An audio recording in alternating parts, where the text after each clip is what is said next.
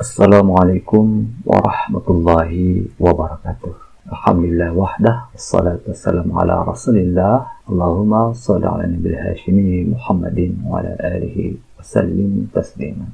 Bapak ibu ikhwan akhwat saudara yang berbahagia, kali ini kita masih belajar mengenai cara merasakan zikir jahar. Bapak ibu, salah satu prinsip yang agaknya harus kita pahami itu adalah kecepatan zikir jahar. Kenapa kecepatan zikir jahar ini termasuk salah satu prinsip yang harus kita pahami? Karena di dalam kecepatan itu terdapat hikmah yang sangat besar ya. Insya Allah akan kita pahami pada kesempatan kali ini. Jadi kecepatan zikir jahar seperti kendaraan ya Bapak Ibu. Ada kecepatan gigi 1, gigi 2, gigi 3, gigi 4, dan gigi 5. Demikian juga kecepatan zikir jahar itu ya Bapak Ibu. Awalnya kita pelan-pelan dulu, lamban di gigi 1. Semakin lama, semakin cepat. Naik ke gigi 2, naik lagi ke gigi 3, makin cepat ke gigi 4, hingga mencapai gigi 5. Tapi saudara sekalian, bagi kita yang sudah biasa mengamalkan zikir jahar ya, terutama zikir jahar Tarekat Qadiriyah Naqsyabandiyah Pondok Pesantren Suryalaya, bimbingan Guru Agung Bangsa Abah Anom, maka kita tahu persis ya bahwa zikir jahar yang diamalkan sebanyak 165 kali itu dimulai dengan kecepatan rendah terlebih dahulu, gigi 1 awalnya. Jadi sangat lamban kecepatannya ya. Lalu kemudian kecepatan zikir ini semakin lama semakin cepat hingga mencapai gigi 5 di angka 165. Jadi kira-kira begitu ya Bapak Ibu ya. Gigi 1 sampai gigi 5. Jadi kita mulainya, startnya zikir jahar itu sangat lamban ya Bapak Ibu. Apalagi kalau kita biasa berzikir jamaah di Masjid Suryalaya, kita akan mengetahui persis fenomena ini. Jadi zikir jahar itu dimulai dengan lamban, dengan kecepatan gigi 1 terlebih dahulu. Nah, jadi tidak langsung cepat-cepat Bapak Ibu ya zikir jaharnya. Walaupun tidak dipermasalahkan, tetapi idealnya perjalanan zikir jahar itu startnya gigi 1, lamban dulu, lalu semakin cepat hingga mencapai gigi 5. Baik Bapak Ibu saudara sekalian yang berbahagia, kemudian ketika kita berzikir jahar dengan lamban di gigi 1 itu ya, tidak cepat-cepat itu, apa yang kita rasakan Bapak Ibu? Wah, rasanya nggak enak ya Bapak Ibu, tidak enak zikir jahar lamban-lamban itu. Pikiran kita ke mana-mana, ingatan bawah sadar kita sangat liar. Maka kemudian kita pun langsung mengalami psikosomatik di badan. Psikosomatik, psiko itu batin, soma itu badan. Psikosomatik maksudnya keadaan batin yang mempengaruhi badan. Kalau kita merasa kok pegal-pegal, capek, ini psikosomatik. Psikosomatik itu bukan penyakit medis ya Bapak Ibu. Psikosomatik itu aslinya karena kesakitan batin kita. Batin kita yang lelah sehingga kemudian diantar ke badan, dan badan pun kemudian mengalami rasa sakitnya juga. Nah, jadi baru sebentar zikir ya, kita belum lagi 33 kali. Itu kita langsung mengalami psikosomatik di badan. Kita langsung merasa kepala sangat berat, punggung pegal-pegal, pundak itu seperti memikul beban yang sangat berat. Wah, kita rasanya capek zikir jahar pelan-pelan itu ya Bapak Ibu. Mengantuk, suara zikirnya nggak keluar, berbisik pelan-pelan, padahal zikir jamaah. Dan fenomena psikosomatik lainnya. Jadi kita merasakan psikosomatik yang berat di badan ketika kita berzikir jahar lamban itu. Akan tetapi di dalam proses perjalanan zikir jahar itu dia tidak hanya lamban ya. Nanti semakin lama semakin cepat. Semakin cepat zikirnya bagaimana Bapak Ibu? Rasanya semakin nikmat ya zikirnya, semakin enak zikirnya, semakin tidak lelah, semakin tidak melelahkan, semakin tidak menggelisahkan zikirnya. Yang tadinya ngantuk jadi melotot, Yang tadinya diam saja, berat suaranya ya, mulai kedengaran suaranya. Yang tadinya merasa berat di badan, mulai lebih ringan. Bersamaan dengan ekspresi tarian-tarian zikir di kepala dan badan yang diperoleh melalui zikir yang semakin cepat. Itu tadi ya Bapak Ibu. Ini artinya semakin lamban zikir jahar itu semakin tidak enak. Semakin cepat zikir jahar itu semakin enak.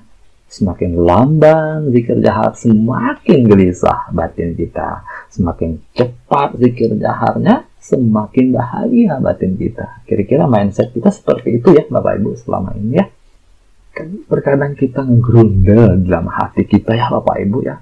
Terlebih kalau kita sedang zikir jamaah. Zikirnya itu lamban. Maka kemudian ingatan kita pun ke mana-mana. Pikiran kita ini kadang-kadang suka usil juga ya Bapak Ibu. Ini zikir kapan cepat-cepatnya? Ini kok imam lamban banget sih zikirnya.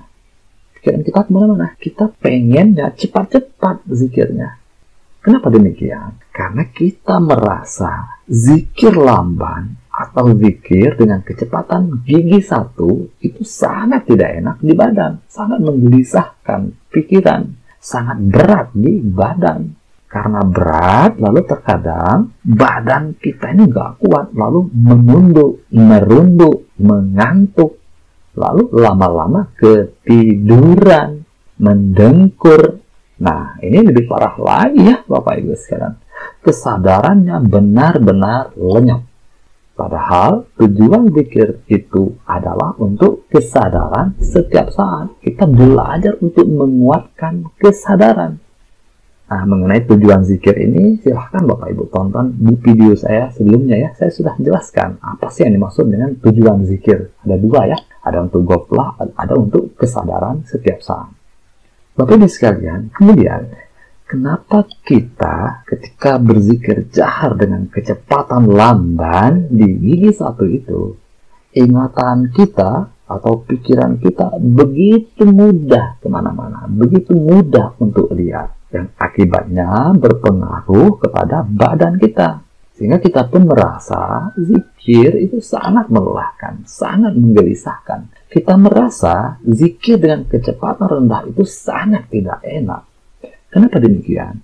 Karena di sini zikir jahar lamban itu memang benar-benar ditujukan untuk membersihkan batin atau hati kita ini Bapak Ibu. Ini coba lihat video saya sebelumnya mengenai tujuan zikir untuk membersihkan hati dari ghaflah. Jadi zikir lamban itu untuk tujuan zikir yang pertama, yaitu untuk membersihkan hati kita dari sampah-sampah ghaflah. Nah, coba di dalam video saya sebelumnya ya, tujuan zikir untuk ghaflah itu. Jadi zikir dengan lamban itu utamanya adalah untuk membersihkan batin kita dari ghaflah. Membina, mendidik, atau mengendalikan ingatan atau pikiran kita yang liar, yang seringkali menyimpang ke timur dan ke barat, ke masa lalu, ke masa depan. Pikiran yang ngablu, ngacaprak, ngalir ngidul itu. Jadi untuk membersihkan ini, untuk membersihkan sampah-sampah batin yang mengganggu perjalanan zikir kita. Yang wujud sampah itu adalah memori-memori negatif yang biasanya bermunculan begitu saja tanpa kita kehendaki, tanpa kita sadari, dan tanpa bisa kita kendalikan. Di langit pikiran kita muncul begitu saja di langit pikiran kita ketika kita sedang zikir jahar dengan sangat lamban itu utamanya ya. Jadi Bapak Ibu sekalian, di dalam kecepatan zikir jahar yang lamban itu, gigi 1 itu, zikir itu benar-benar memiliki kekuatan yang luar biasa untuk membersihkan batin kita secara digital. Jadi namanya juga gigi 1 ya Bapak Ibu. Lamban memang, tetapi kekuatannya luar biasa. Gigi 1 itu biasanya diperlukan untuk medan-medan sulit. Kalau jalan rusak parah, gigi 1. Jalan berlobang parah, gigi 1. Tanjakan curam, gigi 1. Kita biasanya pakai gigi 1 untuk medan-medan yang sulit. Demikian juga kecepatan zikir jahar dengan gigi satu itu. Memang kecepatan zikirnya lamban, tetapi kekuatannya luar biasa ya Bapak Ibu. Luar biasa sekali. Zikir jahar dengan lamban itu sangat kuat untuk membersihkan batin kita dari sampah-sampah batin, terutama sampah batin yang besar-besar, dominan dan sangat menjijikkan, yang masih tersimpan dan terpelihara di dalam batin kita yang terdalam. Jadi begitu ya Bapak Ibu sekalian, zikir kecepatan lamban itu misi utamanya adalah untuk membersihkan batin kita dari ragam penyakit goflah yang masih bersemayam dan terpelihara di dalam hati kita, di alam batin bawah sadar kita ya Bapak Ibu. Terutama sampah batin yang besar-besar, dominan dan sangat menjijikkan, seperti sampah memori keangkuhan, sampah memori kedengkian, kebencian, kekecewaan, kegagalan, keserakahan, sampah memori trauma, kesyirikan, ngelmu, dan sebagainya. Nah, cobalah lihat video-video saya sebelumnya ya Bapak Ibu. Saya sudah banyak bicara tentang zikir untuk pembersihan ini. Kemudian Bapak Ibu, saudara sekalian, ikhwan akhwat yang berbahagia, karena misi utama zikir jahar lamban adalah untuk pembersihan batin, maka tentu saja tidak enak ya Bapak Ibu. Namanya juga bersih-bersih. Mana ada yang enak ya? Pasti kita merasakan capek, lelah, berat, dan sebagainya, bosan. Tidak ada yang namanya bersih-bersih itu enak, tenang, senang, bahagia. Tidak ada ya Bapak Ibu. Wah, tadi aku baru bersih-bersih rumah loh. Rumah yang sudah lama tidak pernah dihuni, tidak pernah dibersihkan. Wah, rumahku itu banyak bangkai tikusnya. Gelap, sangat bau, menjijikkan, berdebu. Wah, seram rumah saya itu loh, horor. Wah, tadi senang sekali saya bersih-bersih. Bersih-bersih itu ternyata sangat menyenangkan ya. Wah, tidak ada yang seperti itu ya Bapak Ibu. Yang namanya bersih-bersih itu pasti capek, pasti berkeringat, pasti lelah, pasti tidak menyenangkan, dan sebagainya. Karena itu Bapak Ibu ikhwan akhwat sekalian, kita jangan merasa bersedih ya Bapak Ibu, jangan merasa gagal, jangan merasa kita telah gagal merasakan zikir jahar ketika kita mengalami psikosomatik di badan, kepala pusing, kepala berat, pundak pegal-pegal, suara berat, dan sebagainya. Itu jangan membuat kita bersedih. Justru psikosomatik yang kita rasakan di badan kita itu pertanda bahwa zikir telah bekerja dengan sangat baik secara otomatis. Itu pertanda adanya proses pembersihan di dalam batin kita oleh zikir secara digital. Jadi sebetulnya ketika kita mengalami psikosomatik, merasa berat ketika zikir jahar itu, kita harus bersyukur ya Bapak Ibu.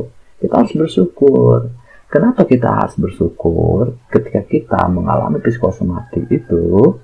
Ada beberapa alasan ya. Yang pertama, kita menyadari dengan sadar, kita mengetahui dengan penuh keyakinan, oh ternyata batin kita itu masih kotor. Jadi psikosomatik itu karena batin kita masih kotor ya Bapak Ibu. Ingatan atau pikiran kita yang masih goflah itu, makanya kita mengalami psikosomatik. Yang kedua, kita pun harus bersyukur. Kenapa? Karena masih memiliki kesempatan untuk berzikir, masih memiliki kesempatan untuk membersihkan batin kita. Semakin banyak ingatan yang kemana-mana, semakin banyak memori yang keluar dari dalam batin kita, maka semakin banyak pula kotoran batin yang terbuang dari lubang hati kita.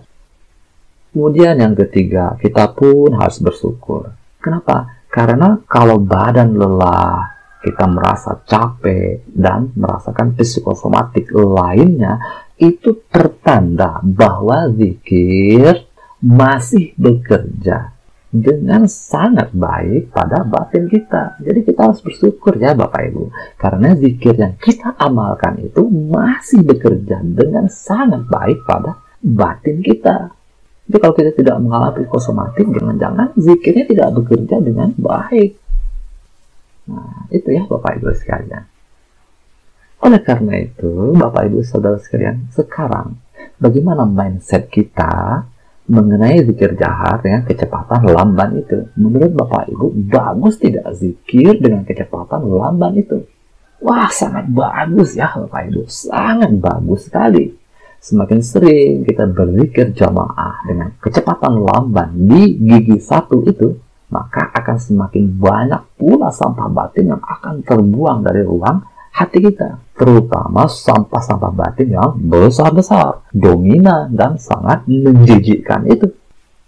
Kalau kita gelisah, mudah marah, mudah tersinggung, sensitif, itu pasti kita masih menyimpan sampah-sampah batin yang besar, yang dominan. Maka ini harus dibersihkan dengan zikir jahar itu, terutama zikir jahar yang lamban itu ya Bapak Ibu. Karena itu, ketika kita zikir jahar dengan kecepatan lamban di gigi satu itu, bagaimana seharusnya? Seharusnya jangan kita sia-siakan kesempatan emas ini ya Bapak Ibu. Kita harus kuat, kita harus tetap membangun semangat. Karena inilah kesempatan kita untuk membuang dan merilis sampah-sampah batin yang besar-besar, dominan, dan sangat menjijikkan itu yang masih tersimpan di ruang hati bawah sadar kita selama ini. Jadi kita harus kuat, kita harus tetap membangun semangat. Jangan sampai kita kalah oleh sampah batin kita sendiri. Akhirnya kita lemas, menunduk, ngantuk, tertidur, sampai mendengkur ya. Jadi justru kita harus semangat ya Bapak Ibu. Kita harus kuat menghadapi sampah batin kita sendiri. Kita harus tetap semangat untuk membuang dan merilis sampah-sampah dari batin kita itu. Sehingga kita tidak lagi melulu dikendalikan oleh sampah-sampah batin yang masih tersimpan di wadah hati kita yang terdalam. Karena itu, bila hingga hari ini kita berzikir jahar, namun kita masih merasa berat dengan zikir jahar kecepatan lamban itu, kita masih mengalami psikosomatik yang berat di badan, maka itu bisa jadi ya pertanda bahwa kita tidak serius di dalam berzikir. Itu pertanda kita tidak benar-benar membuang sampah-sampah batin kita sendiri. Setiap zikir jahar kecepatan lamban itu, kita tetap saja mengalami psikosomatik di badan. Hal ini bisa jadi karena selama ini kita berzikir, tetapi kita tidak membuang sampah kita. Kita hanya menekan, dan menekan. Seperti lantai rumah kita yang kotor, kita tidak menyapunya, kita tidak menyapu sampahnya, kita tidak membuangnya keluar rumah, tetapi kita hanya menekannya, hanya membentangkan tikar di atasnya. Untuk sementara lantai itu memang terlihat bersih ya Bapak Ibu, karena tertekan oleh tikar itu. Akan tetapi suatu saat nanti ketika tikar itu rusak, maka sampah di bawahnya akan muncul kembali, dan tikar itu pun menjadi sampah baru di rumah kita. Nah, mengenai masalah ini, masalah tekan menekan ini, insya Allah akan kita pahami pada video berikutnya ya Bapak Ibu. Dan itu saja yang dapat kita pelajari pada kesempatan kali ini. Semoga ada hikmahnya untuk kita semuanya. Allahumma sholli ala nabi hashimi Muhammadin wa ala alihi wa sallim tasliman. Allahumma sholli wa sallim wa barik alaihi. Wassalamualaikum warahmatullahi wabarakatuh.